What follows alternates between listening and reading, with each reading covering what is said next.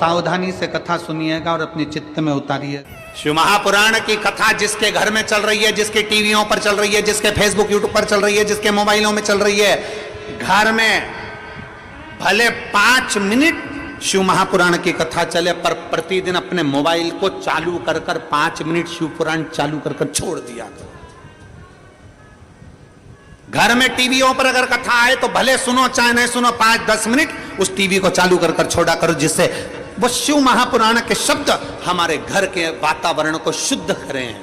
मंदोदरी धर्म पत्र गया मंदोदरी के हाथ, मंदोदरी दौड़ के रावण के पास पहुंची। लंकेश की जय हो, लंकाधिपति की जय हो।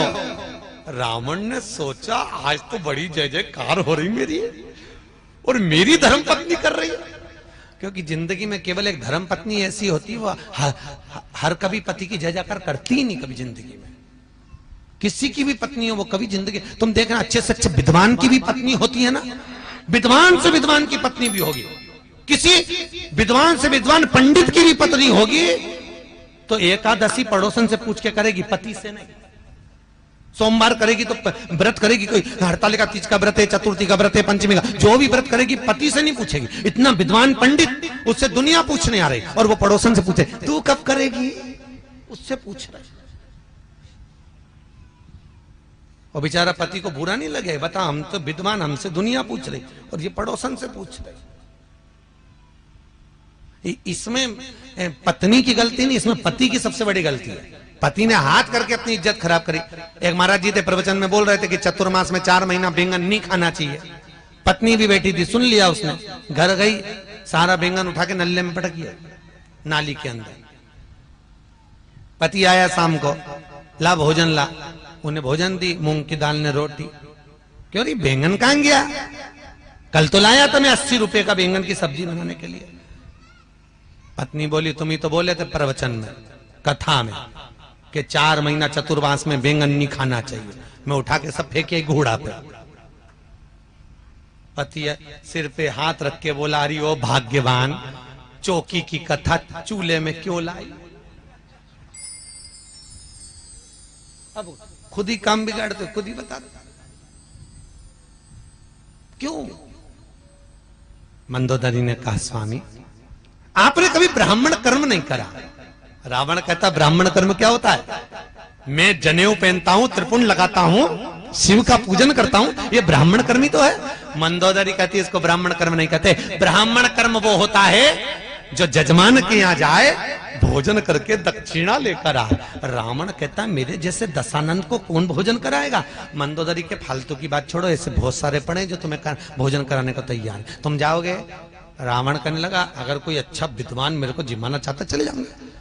जाओगे, खाओ उतना जितना पचा सकते हो, और कमाओ उतना जितना भोग कर सकते हो। ज्यादा खाओगे अपाच्य हो जाएगा, ज्यादा कमाओगे तो दुनिया की दृष्टि में आ जाएगा। खाओ उतना जितना पचा सकते हो, कमाओ उतना जितना भोग कर सकते हो। मास्टर साहब बढ़ते गए बढ़ते गए बढ़ते गए बढ़ते गए, गाड़ी भी बड़ी, बंगला भी बड़ा, सुख भी बड़ा, पर समय ऐसा आ गया कि घर में जो सदस्य रहते थे धीरे धीरे सब बीमार पड़ने लगे, रोग ग्रसित हो गए।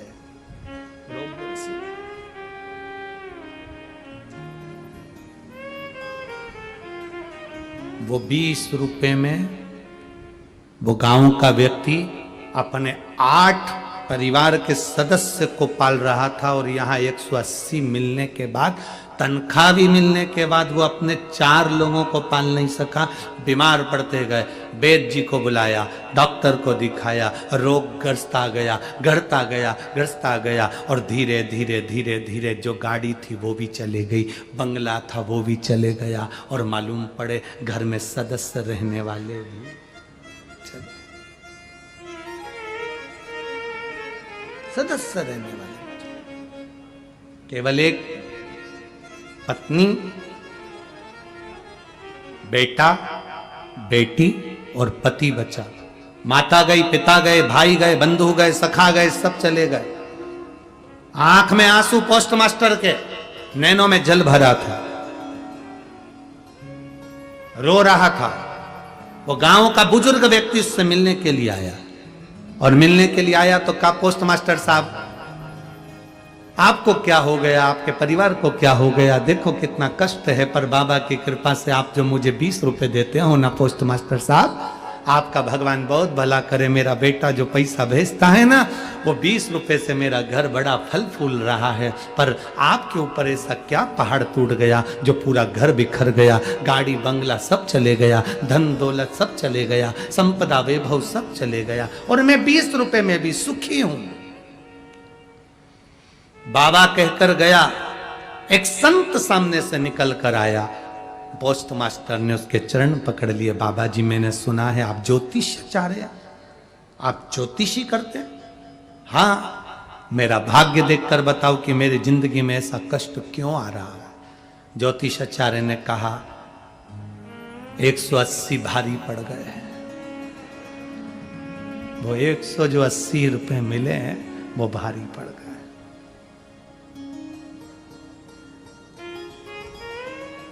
मत दे तू इसको 180, पर उसके बेटे के पास खबर पहुंचा दे कि तेरे 180 रुपए मैंने भोग करे, 20 रुपए तेरे पिता को दिए। अगर वो बेटा तुझे माफ कर देगा तो समझ ले कि तू वापिस स्वस्थ हो जाएगा, वापिस स्वस्थ। हम फिर कहेंगे, मत बुरे कर्म कर बंदे, वरना पछताएगा, भगवान की आंखों से तू बच नहीं पाएगा, तू बच नहीं पाएगा। अरे ओ अज्ञानी मत करना नादानी, अरे ओ अज्ञानी मत करना नादानी। तेरे कर्म का फल भी तू ही पाएगा, जैसा किया तूने तेरे आगे आएगा।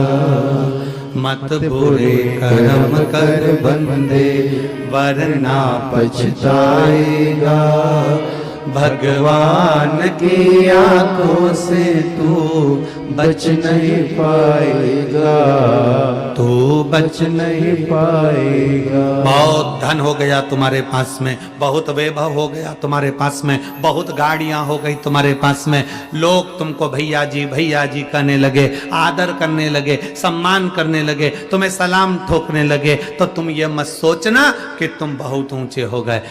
शिव महापुराण की कथा कहती है, जो बहुत उन्नति पर हो जाता है, बहुत ऊपर पहुंच जाता है, उसको झुककर चलना सीख लेना चाहिए, तो जिंदगी में आगे बढ़ जाता है।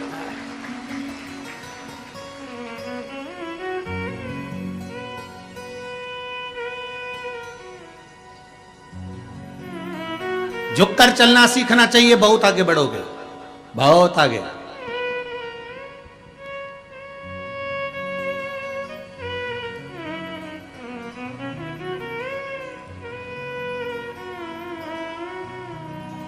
इस व्यासपीठ से मैं धन्यवाद दूंगा माननीय प्रधानमंत्री मोदी जी को। साधुता है उनको। राम जी महाराज की प्राण प्रतिष्ठा का अवसर, जरा विचार करिएगा, 500 वर्ष का वनवास झेलने के बाद मेरे राम जी जब अवध में विराजमान हो रहे हैं, तो व्यक्ति को तो और प्रफुल्लित होना चाहिए कि मेरे हाथ से राम जी विराजमान हो रहे हैं, पर एक रत्ती का भी अभिमान नहीं था प्रधानमंत्री जी के चेहरे। उनके सामने की प्रथम पंक्ति में हम बैठे हुए थे, वहीं सामने हम देख रहे थे। एक रत्ती मात्र का अभिमान नहीं, एक रत्ती मात्र की अभिमतता नहीं। पूर्व के जितने प्रधानमंत्री निकले हों, एक भी प्रधानमंत्री इतनी नम्रता नहीं रखा होगा जिन्होंने अवध की राम जी की प्राण प्रतिष्ठा करते समय जो नम्रता से नमन किया, एक एक संत की आंख में आंसू भरा हुआ था। यह विनम्रता है।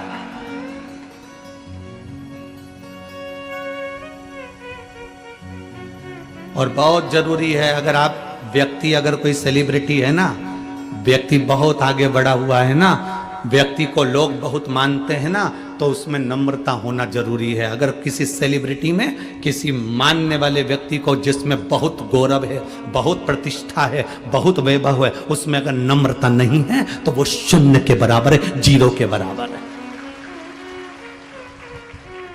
धन्यवाद दूंगा मैं माननीय प्रधानमंत्री नरेंद्र जी मोदी जी को, बहुत बहुत साधुवाद। आपकी विनम्रता, आपकी नम्रता और आपके निर्णय, ये भारत सनातन धर्म की ओर बढ़ रहा है और एक दिन विश्व गुरु भी होकर रहेगा वापिस, ये पक्का। ये भारत वापिस विश्व गुरु होकर रहेगा वापिस, क्योंकि आपकी नम्रता, आपकी विनम्रता और आपका समर्पण इस राष्ट्र के प्रति है।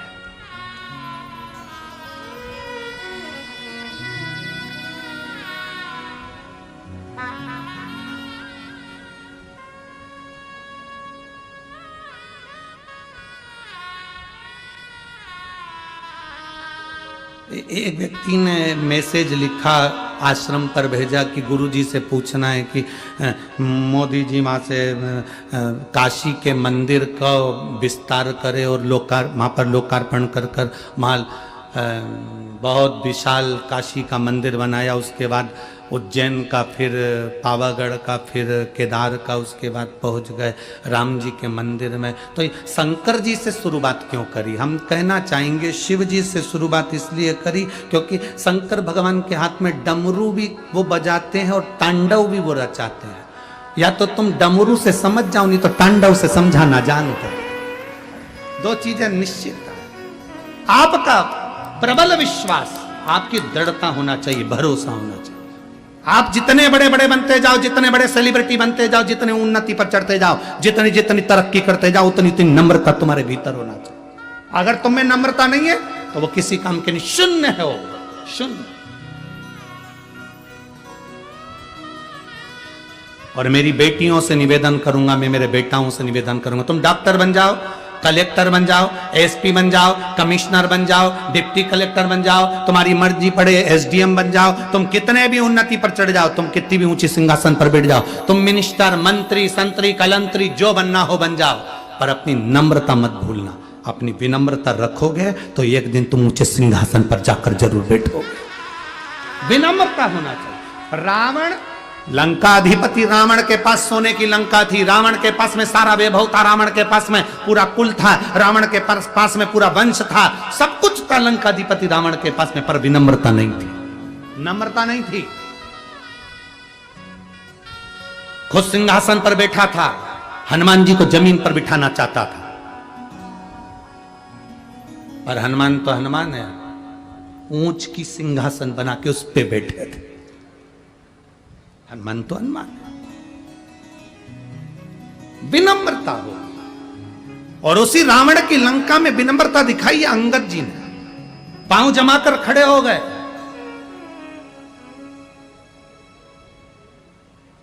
पांव जमाकर खड़े थे अंगद। 12 मार्च 2026 दिन बृहस्पतिवार भुसावल महाराज एक व्यक्ति ने इस पे भी प्रश्न किया, तृतीय दिवस यानी तीसरा दिन।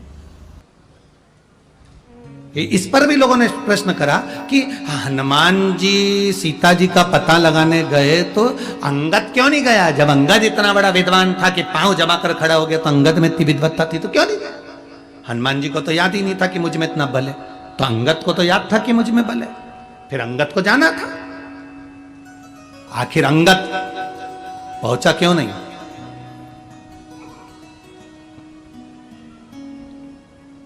माता सीता का पता लगाने के लिए अंगद क्यों नहीं गया? हनुमान क्यों गए? अरे भैया, तुमने अगर रामायण पढ़ी होगी तो तुम्हें मालूम होगा, अंगद और रावण का पुत्र अक्षय कुमार, ये दोनों एक ही गुरु के यहां पढ़ते थे। अंगद इतना प्रबल था कि अक्षय कुमार के मुंह पे जब तक 25 थापड़ नहीं मार देता था तब तक रोटी नहीं खाता था। कौन? जम के बोलो। अंगद क्या करता था, जब तक अक्षय कुमार के चेहरे पर 25 थप्पड़ नहीं मार दे तब तक वो रोटी नहीं खाता। अक्षय कुमार रोया, बचपन का समय था, रोते रोते बच्चों की आदत रहती है, कई कई स्कूल में पढ़ने वाले बच्चे, कई कई घर में रहने वाले बच्चे, छोटे छोटे जो बच्चे रहते हैं ना भाई भाई, वो एक दूसरे को मार ठोक नहीं दे तब तक रोटी इनको पचती नहीं है। उसमें तुम भी हो, तुम भी बचपन में कम नहीं थे हो।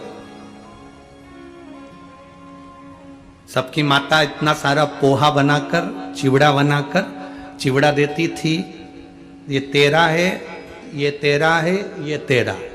पर तुम सब भी उसमें एक हो।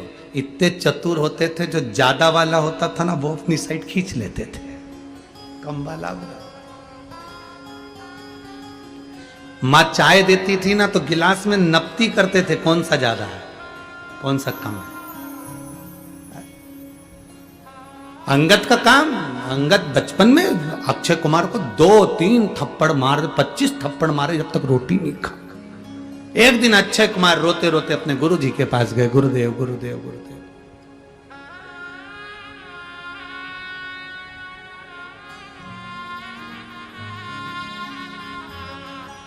गुरुदेव ये अंगद मुझे बहुत मारता, आप रक्षा भी नहीं करते। गुरुजी ने अंगद को बुलाया, अंगद तूने इसको मारा? अंगद बोला हाँ। क्यों मारा? इसके गाल अच्छे लगते हैं तो मार देता। ये कोई बात होती है? कई लोगों की आदत रहती है, गाल अच्छे दिखते हैं तो चिमटा खोल रहा है, ये कोई बात है? आज समझा रहा हूं अंगद तेरे को, आगे से अगर तूने ऐसी हरकत करी तो सोच लेना। अंगद करने लगा जी गुरुजी। अब अंगद के तो हाथ सल पड़ा। सो रहा था अक्षय कुमार, अंगद उसके पास में जाकर सो के जो 25 धड़ता था। अब अंगद के थप्पड़ मारने से अक्षय कुमार रोते रोते, आज पहली बार रोते रोते गुरु के पास गए। गुरुजी गुरुजी गुरुजी। गुरुजी ने कहा क्या हुआ? अक्षय कुमार बोले कि अंगद ने फिर मारा। बुलाओ उस अंगद को। अंगद को रात्रि के समय पर बुलाकर गुरुजी ने कहा, अंगद श्राप देता हूं तुझको, अगर अब अक्षय कुमार के सामने भी पहुंच गया तो तू उसी समय पर मर जाएगा। शब्द सुनते से अंगद के पिता अंगद को ले गए, अक्षय कुमार के पिता अक्षय कुमार को ले गए। रावण को यह मालूम था कि अंगद बानर अगर यहां लंका में पहुंच गया और मेरे बेटे अक्षय कुमार, इसलिए रावण ने किसको भेजा था सबसे पहले? अक्षय कुमार को, क्योंकि उसको नहीं मालूम था कि हनुमान जी आए। उसको तो लगा कि सबसे वीर अंगद आया है, अंगद आया होगा तो अक्षय कुमार के सामने आते से मर जाएगा। और यह बात जामवंत जानते थे, इसलिए जामवंत ने हनुमान जी को लंका में भेजा सीता जी का पता लगाने के लिए, पर अंगद को नहीं भेजा। और हनुमान जी ने सबसे पहला काम क्या करा? अक्षय कुमार को निपटाया, क्योंकि उसको मालूम है अंगद आएगा तो पहले लाइन क्लियर करते चल।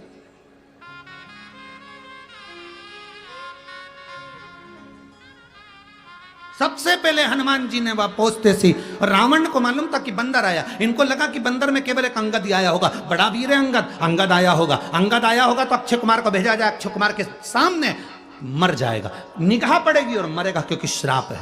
गया अक्षय कुमार, जैसे ही देखा तो वो अंगद तो नहीं था, हनुमान जी ने पछीट पछीट के धो दिया। जो धोया वॉशिंग मशीन में जैसे कपड़े को धोते ऐसे।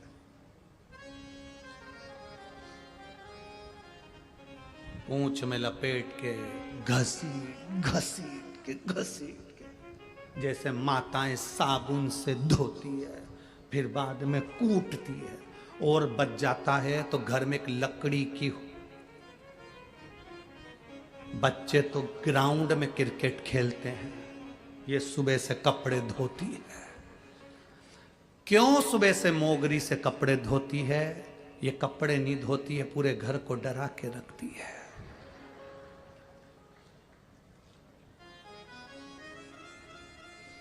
किसी ने हमसे पूछा एक बार कथा में, हम कहीं की कथा की बात नहीं कर रहे हैं, हम धूलिया की बात कर रहे हैं। धूलिया में एक प्रश्न किया किसी ने, गुरुजी पति और पत्नी में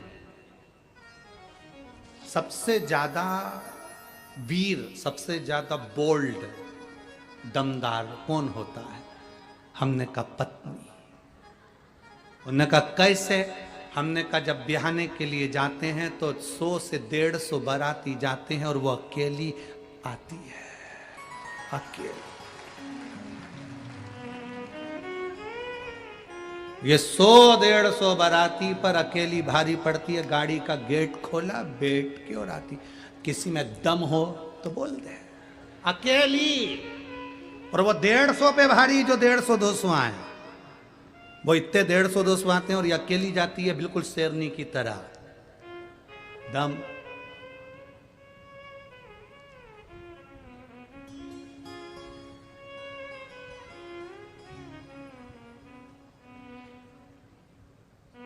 कितना दमदार है। अब कोई समझे? अक्षय कुमार, इसलिए उसको हटाना जरूरी था, हनुमान जी ने उसको हटा दिया। अब उसको समझने वाला समझे। अब रामायण में कई पात्र ऐसे होते हैं जिसको समझने की जरूरत होती है, बस व्यक्ति समझे तब तो।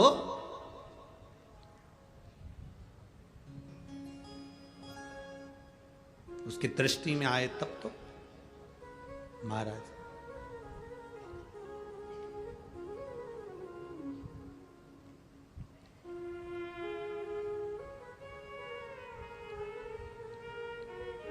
हम उसको पुकारें, वो आए।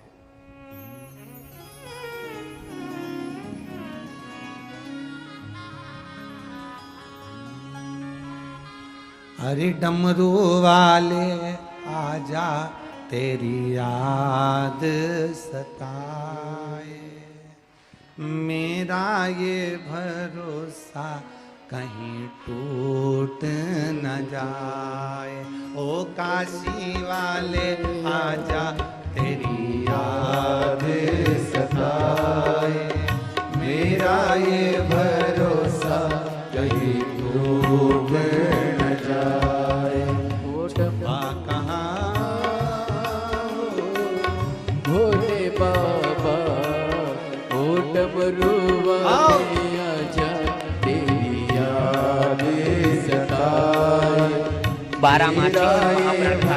मेघा सभी बहुत ही प्रेम पूर्वक गुरुदेव के मुखारबिंद से ओ डमरू वाले आजा, तेरी याद सताए, मेरा ये भरोसा कहीं टूट न जाए।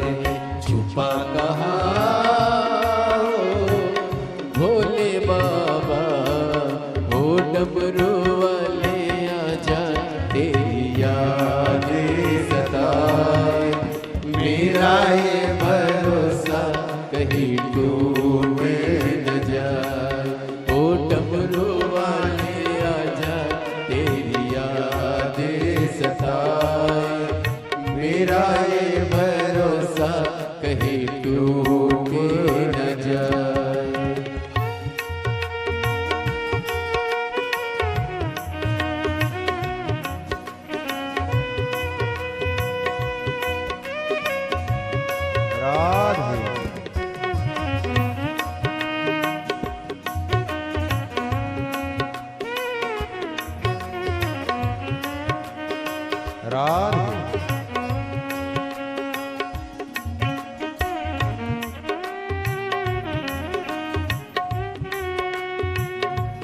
श्री शिवाय नमस्तुभ्यं। हर हर महादेव।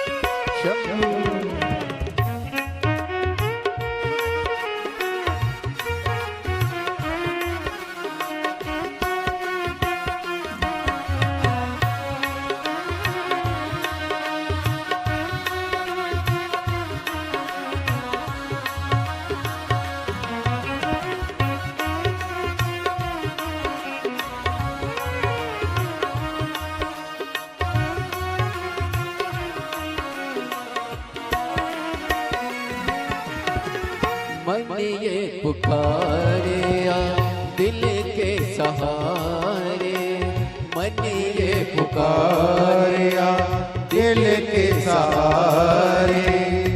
नैना हमारे तेरा रास्ता निहारे, नैना हमारे तेरा रास्ता निहारे।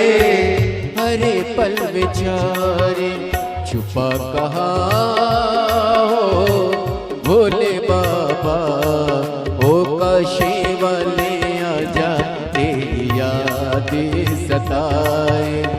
मेरा ये भरोसा कहीं टूट न जाए, ओ काशी वाले आजा तेरी याद सताए। मेरा ये भरोसा कहीं टूट न जाए, छुपा कहाँ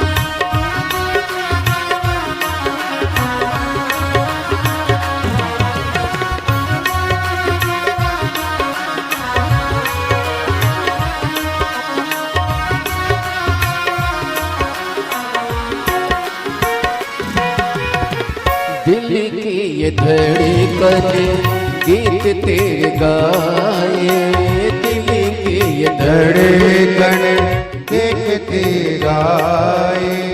दिल की ये धड़कन गीत तेरे गाए, दिल की धड़कन गीत तेरे गाए। रोती है अखियाँ नीर बहाए, रोती है अखियाँ नीर बहाए। कैसे समझाए समझाए, छुपा कहा हो बोले बाबा, ओ काशी वाले आजा तेरी याद सताए, मेरा ये भरोसा कहीं टूटे न जाए, ओ काशी वाले आजा तेरी याद सताए, मेरा ये भरोसा कहीं टूटे न जाए।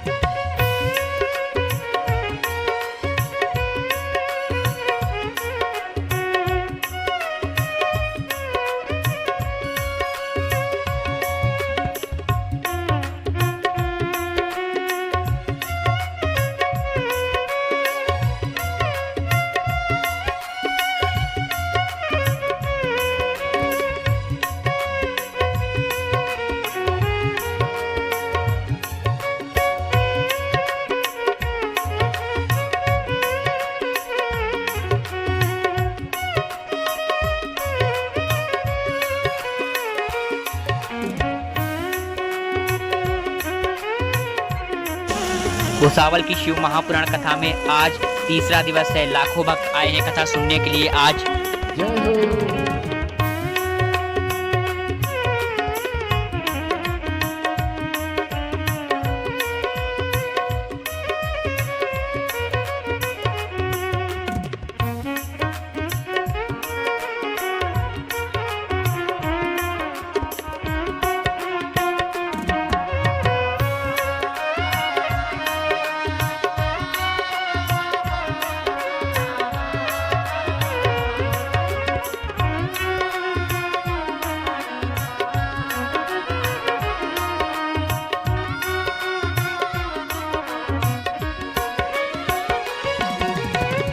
मन ये पुकारिया दिल के सहारे, ये पुकारिया दिल के सहारे, ओ मन ये पुकारिया दिल के सहारे, मन ये पुकारिया दिल के सहारे, नैना हमारे तेरा रस्ता निहारे, नैना हमारे तेरा रस्ता निहारे, हरे पल विचारे, छुपा कहा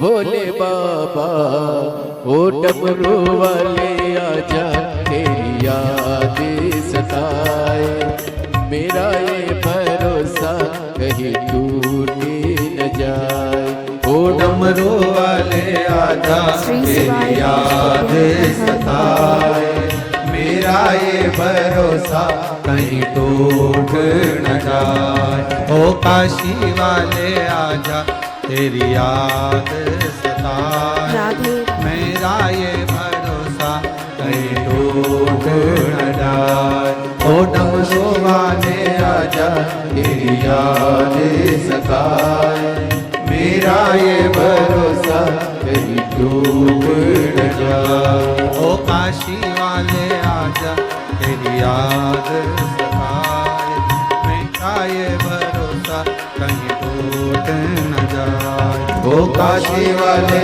आजा तेरी याद सताए, मेरा ये भरोसा कहीं टूट न जाए। हार राधे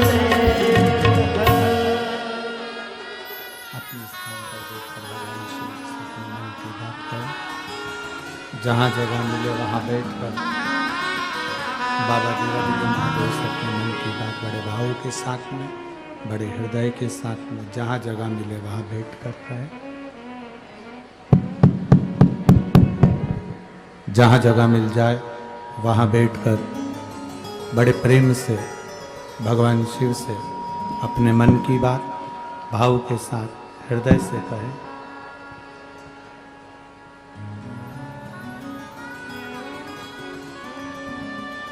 बड़े भाव से दिल से बाबा से प्रार्थना करिए। जहाँ जगह मिले वहाँ बैठकर भगवान देवाधिदेव महादेव से अपने मन की बात बड़े भाव के साथ दिल से कहिए, प्रार्थना करिए।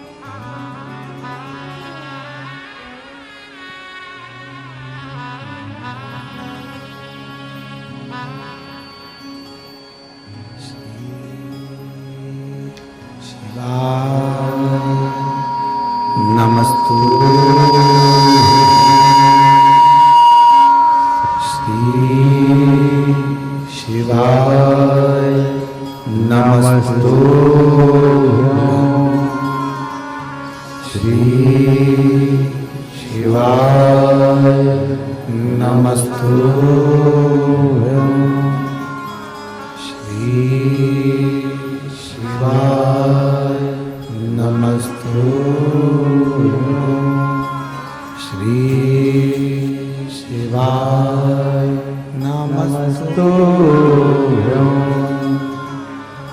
भोला सब दुख काटो हारा, ओ भोला सब दुख काटो हारा। शिव शंकर जपूं तेरी माला, भोले बाबा जपूं तेरी माला, भोला सब दुख काटो हमारा, ओ भोला सब दुख काटो हमारा। वेश है मंगल मंगलकारी, वेश है मंगल मंगलकारी। शमशान वासी हमारा, शमशान वासी हमारा, ओ भोला सब दुख काटो हमारा, ओ भोला सब दुख काटो हमारा। भगवान शिव की कथा कहती है, देवाधिदेव महादेव का संवाद कहता है, श्रेष्ठ अगर परमात्मा बनाए, आपको अच्छा बनाए, आप बहुत ऊंचे ओहदे पर जब पहुंचे, अपनी नम्रता को मत भूलो, सहज रहो। इतने नम्र बन जाओ कि देवाधिदेव महादेव जैसी नम्रता आपके भीतर हो। कितना दुख था मेरे शिव जी के पास, जहर का कटोरा लाकर दे दिया और कह रहे हैं पियो।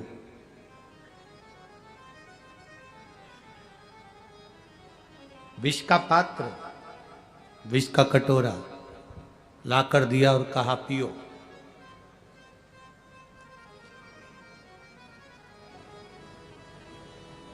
गंगा भी अगर पृथ्वी पर आ रही है तो वो कहती है कि मैं शिव की जटा में बैठूंगी।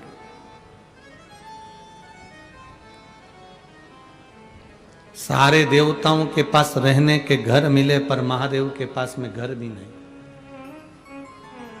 जरा विचार करना, बहुत अच्छे से सोचिएगा, विचार करिएगा, जरा बहुत अच्छे से विचार करिएगा।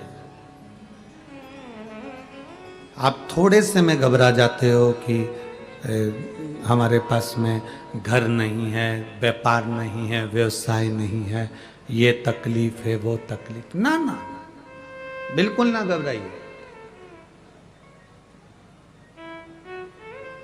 शंकर जी को जल चढ़ाने से बल मिलता है। हम जब देवाधिदेव महादेव को जल चढ़ाते हैं तो शिव जैसा बल हमारे पास में आता है कि सामने जहर भी आ जाएगा तो मेरा महादेव मेरे साथ में है, मैं जानती हूं रत्ती भर तकलीफ नहीं है। एक रत्ती की तकलीफ नहीं आएगी, मैं यह जानती हूं।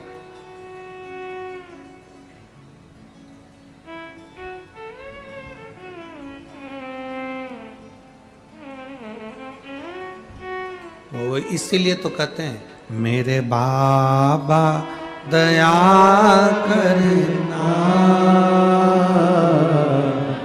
मैं तेरे भरोसे हो। भोले बाबा दया करना, मैं तेरे भरोसे ना घर के भरोसे हो, ना परिवार के भरोसे हो, ना घर के भरोसे हो, ना परिवार के भरोसे हो। मेरे बाबा दया करना, मैं तेरे भरोसे हूँ। भोले बाबा दया करना, मैं तेरे भरोसे हूँ। हम उसके भरोसे रहें, हम उसके आश्रित रहें। सोचिए जरा, घर नहीं है भोलेनाथ जी का, अमृत नहीं दिया गया भोलेनाथ जी को, विष का कटोरा ला कर दिया। ना घर है ना अमृत है। और दुनिया में कोई देवता इतना बदनाम नहीं जितना महादेव बदनाम है।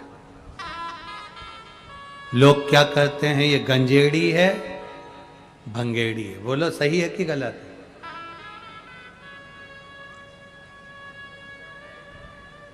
दुनिया के लोग कहते हैं ये गंजेड़ी है, ये भंगेड़ी है। जितना कोई देवता बदनाम नहीं, उतना लोगों ने महादेव को बदनाम किया है, उतना बदनाम किया।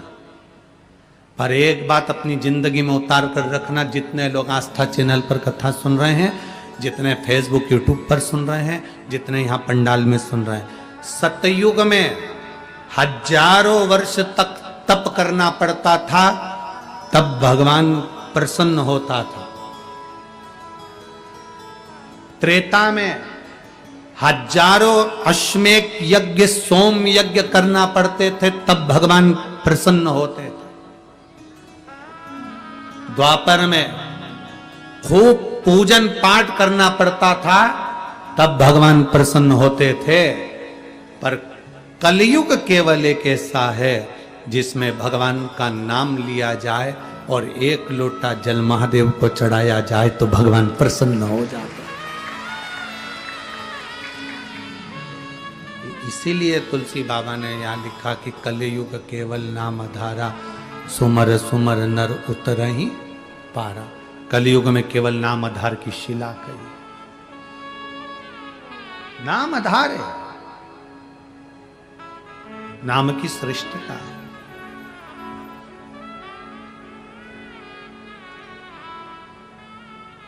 कितने पत्र आते हैं, एक ये पत्र आया देखिए,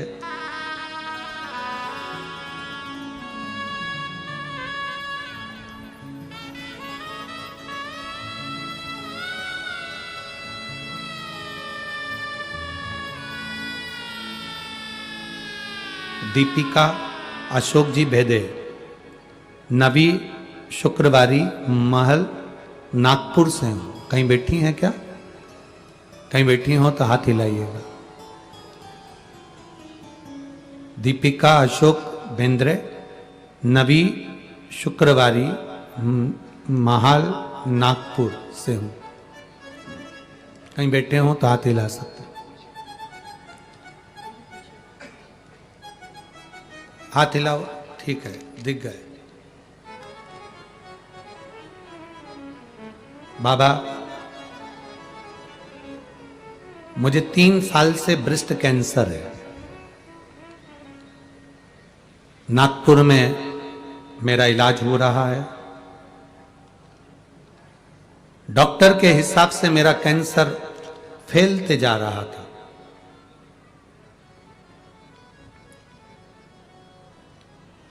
नागपुर में 5 दिन की कथा थी। मैंने 4 दिन कथा सुनी और बाबा से विनती करी, बाबा मेरा कैंसर फैल रहा है, डॉक्टर के हिसाब से मैं बहुत तकलीफ में हूं, बस ऐसी कृपा करना कि मेरा कैंसर जो फैल रहा है वो थम जाए और आगे ना फैले।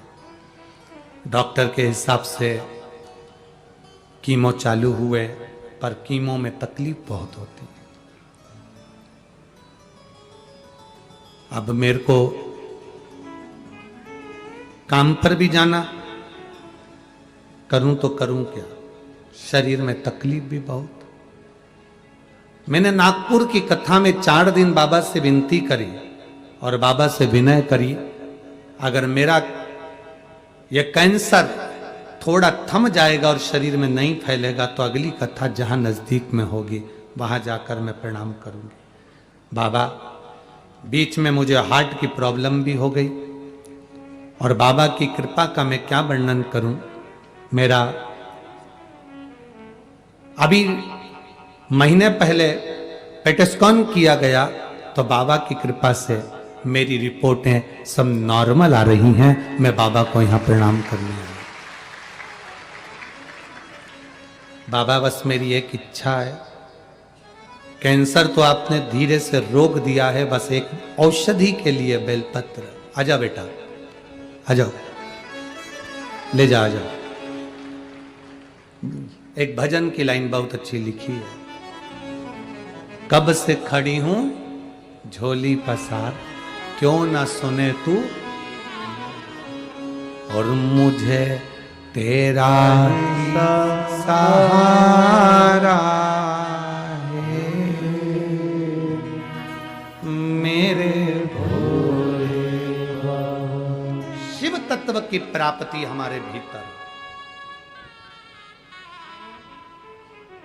लोग कहते हैं कथा के पंडाल में बैठकर क्या मिलता है, हम कहते हैं बैठकर दिल से अगर प्रार्थना करी है तो अगली बार फिर कथा के पंडाल में तुम बैठे मिलोगे, उसकी कृपा से, उसकी करुणा से।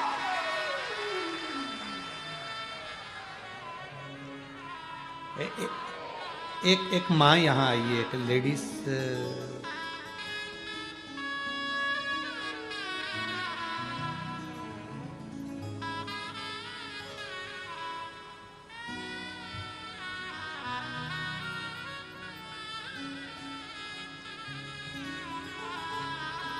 एक यवतमाल से कोई महिला यहाँ पर आई है, उनके बेटे ने पत्र लिखा है, प्रेम राजेश गौर ने पत्र लिखा है।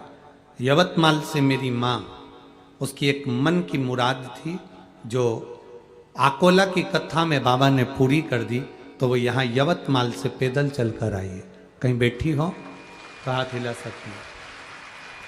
प्रेम राजेश गौर, जिनके 15 साल का बेटा है, उनकी माता यहाँ यवतमाल से पैदल चल के 2 दिन में पहुंची हैं।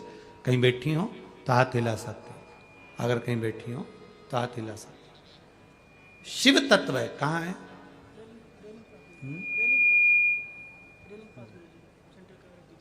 आ जाओ बहन, आ जाओ, एक बेलपत्र लेकर चले जाओ, आ जाओ।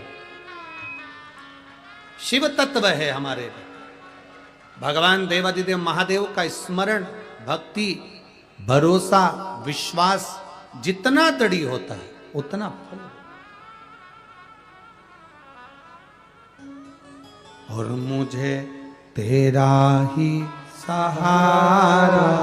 आज भुसावल की पावन धरा पर शिव महापुराण कथा का 3 दिवस है। जी हाँ भक्तों, मैंने तुम्हें ही पुकारा है, मेरे भोले बाबा। हम उसको पुकार ले।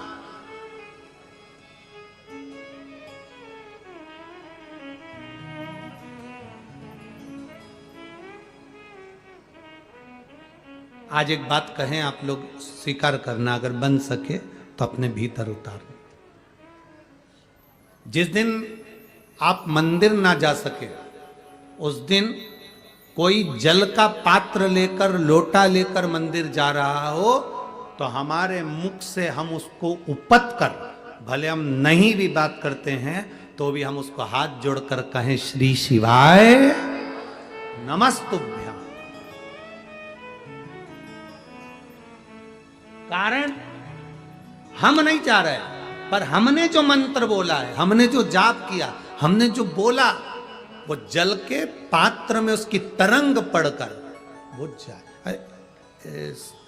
एक तालाब में जाना, तालाब कुआं बावड़ी देखना, उसमें एक छोटा सा पत्थर उठा के पटक दो। पत्थर पटकोगे तो क्या होगा, वो उसमें एक लहर उठेगी। देखा है आप लोगों ने, एक लहर उठती है, वो लहर आगे बढ़ते बढ़ते बढ़ते बढ़ते बढ़ते बढ़ते जाती है, और आखिरी में वो लहर एकदम तालाब की बिल्कुल आखिरी सिरे तक पहुंच जाती है, और फिर वहां से वापस टकरा कर धीरे धीरे वो लहर का तरंग हल्की सी उस पत्थर तक आती है। शिव महापुराण की कथा कहती है, जल का पात्र लेकर जाते समय हम जब श्री शिवाय नमस्तुभ्यम कहते हैं तो पानी में एक तरंग उत्पन्न हो जाती है, और वो तरंग जब देवाधिदेव महादेव को चढ़ती है तो उसका फल श्री शिवाय नमस्तुभ्यम कहने वाले को मिलता ही है, भले जल किसी ने भी चढ़ाया, जल कोई भी चढ़ाया। बोल बम का नारा है, सारी समस्या का हल एक लोटा, एक सुख अपने भीतर, आनंद का पल उसमें आ जाए। महाराज शिव कथा कर रही है, भगवान देवाधिदेव महादेव का संवाद कर, नम्रता हमारे भीतर लेकर आए। हम जितने नम्र होंगे उतना आनंद होगा। शंकर भगवान पार्वती जी को संवाद कर रहे हैं, शिव जी पार्वती जी को जो संवाद कर रहे हैं वो जीवन का एक आनंद देने वाला संवाद।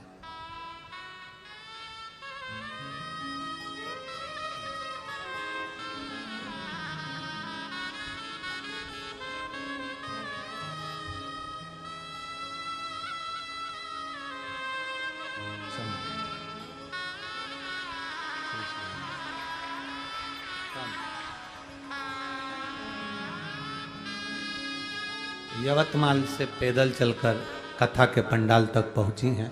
एक बार जोरदार ताली बजाकर स्वागत वंदन अभिनंदन। बाबा देवाधिदेव महादेव से जो मांगा था वो बाबा ने दे दिया, तो पैदल ये शिव कृपा, ये शंकर की उदार,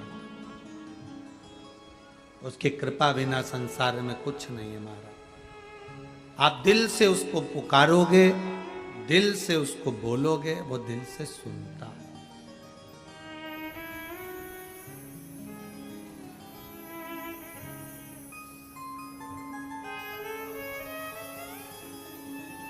स्वस्थ हैं आप? जिनको कैंसर था और पूरे शरीर में फैल चुका था, डॉक्टर ने समय दे दिया था, आज बाबा की कृपा से पूर्ण तरह से रिपोर्टें मिल आ रही हैं। यही शिव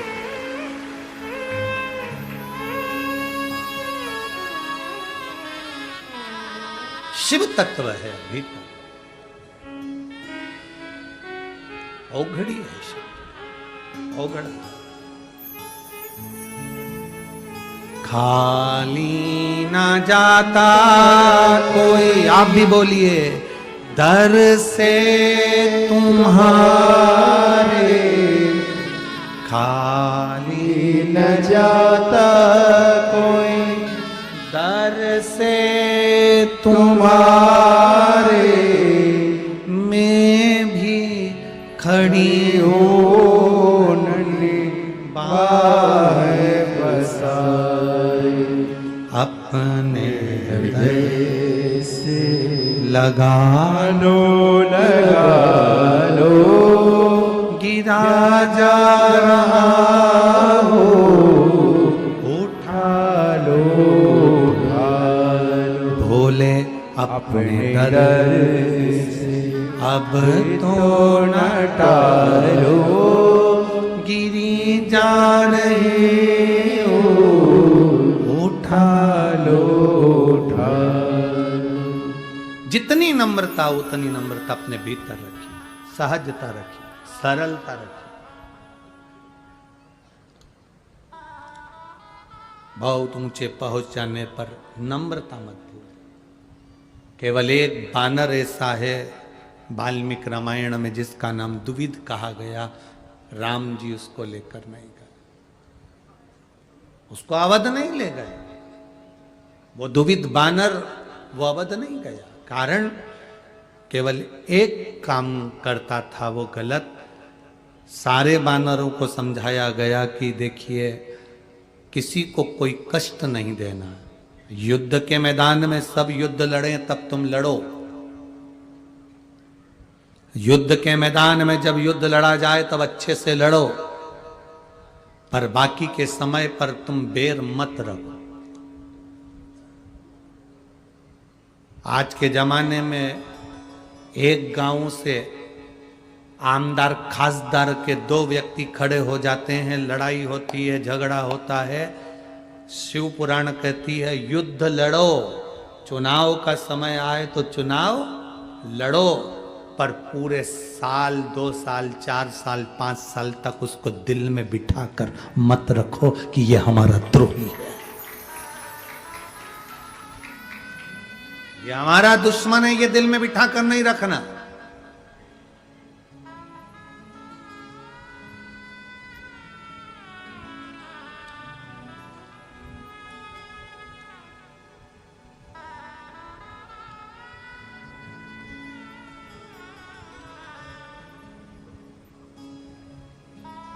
बेर नहीं रखना।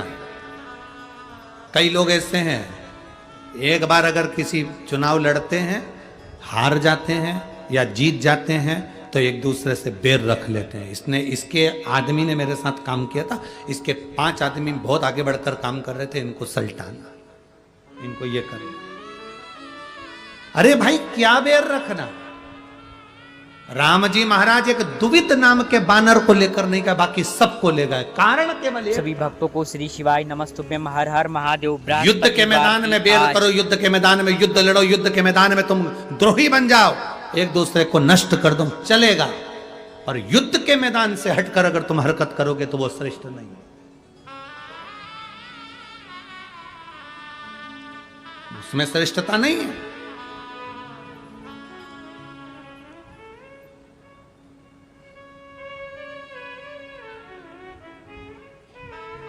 अरे भाई बड़ी विडंबना है, भाई भाई का द्रोही हो गया, बहन बहन की द्रोही हो गई, परिवार परिवार का द्रोही बन गया। किस चीज के लिए? धन सत्ता वैभव प्रतिष्ठा के लिए। सेठ 40 करोड़ कमाने वाला भी मरता है तो उसके ऊपर जो सफेद कपड़ा उड़ाया जाता है वो किसी ब्रांडेड कंपनी का या रेमांड का नहीं होता है। घर के लोग रोने में लगे रहते हैं, मोहल्ले के लोग तैयारी में लगे रहते हैं, और परिवार वालों से कह दिया जाता है उस दुकान पे चले जाओ और कपड़ा लिया, और कपड़े की दुकान पे से कपड़ा लाया जाता है, उसकी तो गाड़ी भी नहीं बनाई जाती, ऐसे ही मरोड़ के दे दिया जाता है। और बिना नाप के अभी तक जितने कपड़े लेकर आए, double XL, 1 XL, triple XL, ये एक्सल, 42 नंबर, 10 नंबर, 15 नंबर, ऐसे लाए। अब बिना नंबर के, बिना एक्सल के वहां तो बस गए, कहा मुर्दे के लिए कफन दे दो, और कफन का कोई नाप नहीं, नपा नपाया है, दे दिया, ले जाओ, उड़ा दिया। कितनी सत्ता में जी रहे हो, कितने अहंकार में जी रहे हो। मेरा धन, मेरा वैभव, मेरी प्रतिष्ठा, मैं नहीं बोलूंगा, मैं नहीं चलूंगा, मैं नहीं करूंगा, मैं नहीं जाऊंगा, मैं नहीं आऊंगा। एक दिन मरकर शमशान चले गए, राख पड़ी रही, हड्डियां उठा के नदी में फेंक दी गई। 13 दिन बाद बामन जीन लिए, फोटो इतना बड़ा चढ़ गया दीवार पे, और प्लास्टिक के फूल की माला टंग गई। अब श्राद्ध में नीचे फोटो को उतारा, कंडा जलाया, घी शक्कर छोड़ के धूप लगा के पूड़ी चिपका दी। बस इतनी जिंदगी है। प्रेम वात्सल्यता रखिए, स्नेह रखिए, स्नेह।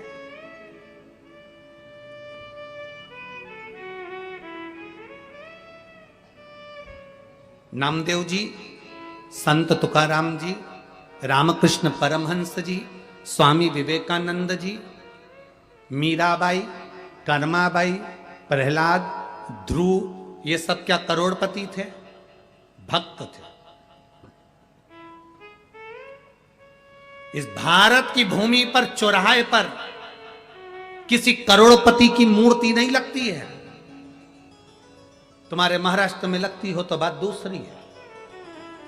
किसी चौराहे पर भारत की भूमि पर किसी करोड़पति की मूर्ति नहीं लगती है। कोई अच्छे से अच्छा पैसे वाला भी मर जाए तो उसकी मूर्ति चौराहे पर नहीं लगती है। चौराहे पर उसकी मूर्ति लगती है जिसने दुनिया के लिए कुछ किया होता है और दुनिया की आंख के आंसू पोछे होते हैं।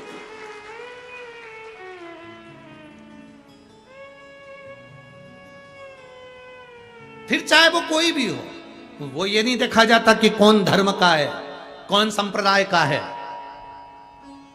किस वर्ण का है, कौन है, कोई नहीं देखा जाता।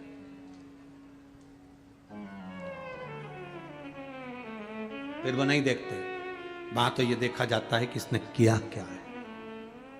कुछ अच्छा कर्म करा जिंदगी में, मानव का शरीर मिला तक जोड़ा जोड़ा जोड़ा जोड़ा, आखिरी में छोड़ा, पड़े दिए, मर गए, चले गए, तेरा बामन जीम लिए, पूरी सब्जी मिल गई, लोटा चटाई आसन मिला, सब चले गए, एक पे हाथ फेरा, सब गए, कौन याद करे? यहाँ तो शास्त्र कहता है तेरा तेरा दिन याद करे, क्यों रे नर सुमिरन क्यों नहीं करे। तेरा तेरा दिन याद करे। तेरे को केवल 13 दिन के बाद 14वें दिन कोई याद नहीं करेगा। मरे गए, कोई याद नहीं करेगा। पर तुमने जिंदगी में अच्छा काम कर दिया, किसी भूखे को भोजन कराया, प्यासे को पानी पिलाया, किसी को औषधि दिलाई, किसी को अच्छा कर दिया, तुम्हारे को मरने के बाद भी याद किया जाएगा।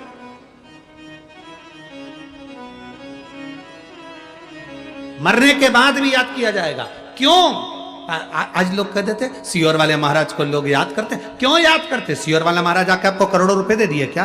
लखपति बना दिया क्या? आपको अंबारियां दे दी क्या? सियोर वाले महाराज ने अपनी जेब में से निकाल के तुम्हें 500 का नोट दे दिया क्या? नहीं, सियोर वाले महाराज ने कुछ नहीं दिया, पर एक चीज दी है, आपके अंदर शंकर की भक्ति का बल दिया और आपका विल पावर मजबूत कर दिया कि आपके अंदर शिव भरा है, आपके अंदर शंकर समाया है, आपके अंदर शिव तत्व है, तो आपको घबराने की जरूरत नहीं है। और जब जब व्यक्ति घबराता है तब कोई संत, कोई सदगुरु आता है।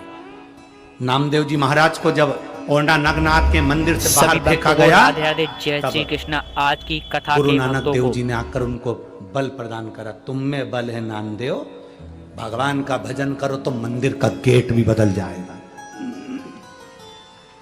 बदला। गुरु नानक देव जी के कहने पर नामदेव जी ने जो भजन करा तो मंदिर का गेट बदल गया। एक संत, एक सदगुरु मार्ग दिखाने का काम करता, और वो मार्ग यदि तुम्हारे भीतर समाहित हो गया तो फिर तुम भटकोगे नहीं। तुम्हें मालूम है, जैसे वो बहन कह रही कैंसर हो गया और बाबा से विनती करी कि संभालना। एक पत्र है, एक व्यक्ति के हार्ट के अंदर, दिल के अंदर छेद हो गया, छाला हो गया। ये मेरा नाम विनायक बारकू सूर्यवंशी है, मैं नासिक से आया हूं। मेरा मोबाइल नंबर ये है। कहीं बैठे हो तो हाथ हिला सकते हैं, कहीं बैठे हो तो हाथ हिला सकते हैं। मेरा नाम विनायक बारकू सूर्यवंशी है, मैं नासिक से आया हूं। मेरा मोबाइल नंबर ये है, दिख गया? हाथ हिला दो एक बार।